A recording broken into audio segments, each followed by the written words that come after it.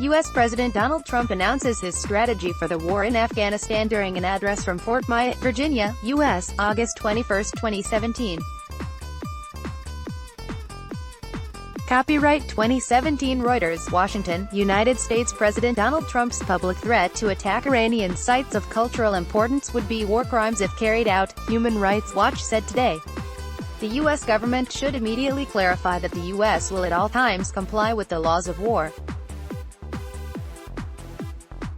Amid escalating U.S.-Iran tensions following a January 3, 2020 U.S. drone strike in Iraq that killed Qasem Soleimani, commander of Iran's Islamic Revolutionary Guard Corps Quds Force, Trump tweeted on January 4 that as a warning to Iran, the U.S. has targeted 52 Iranian sites, some at a very high level. The U.S. Defense Department should publicly reaffirm its commitment to abide by the laws of war and comply only with lawful military orders. The laws of war prohibit deliberate attacks on civilian objects not being used for military purposes.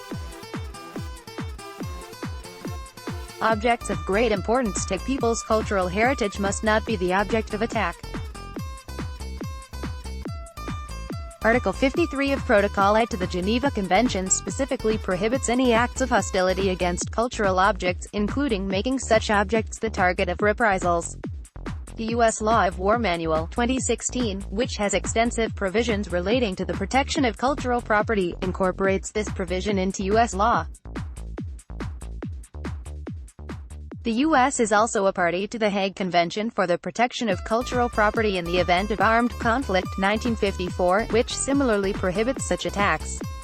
Under customary laws of war, individuals who order or take part in deliberate attacks on civilian objects are committing war crimes.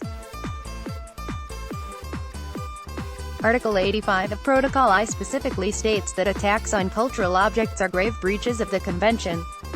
The Rome Statute of the International Criminal Court, to which neither the U.S. nor Iran is a party, includes as a war crime intentionally directing attacks against buildings dedicated to religion, education, art,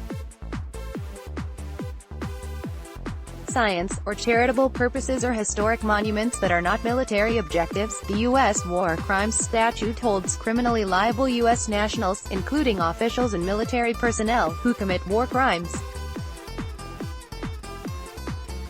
Under customary laws of war, every combatant has a duty to disobey a manifestly unlawful order.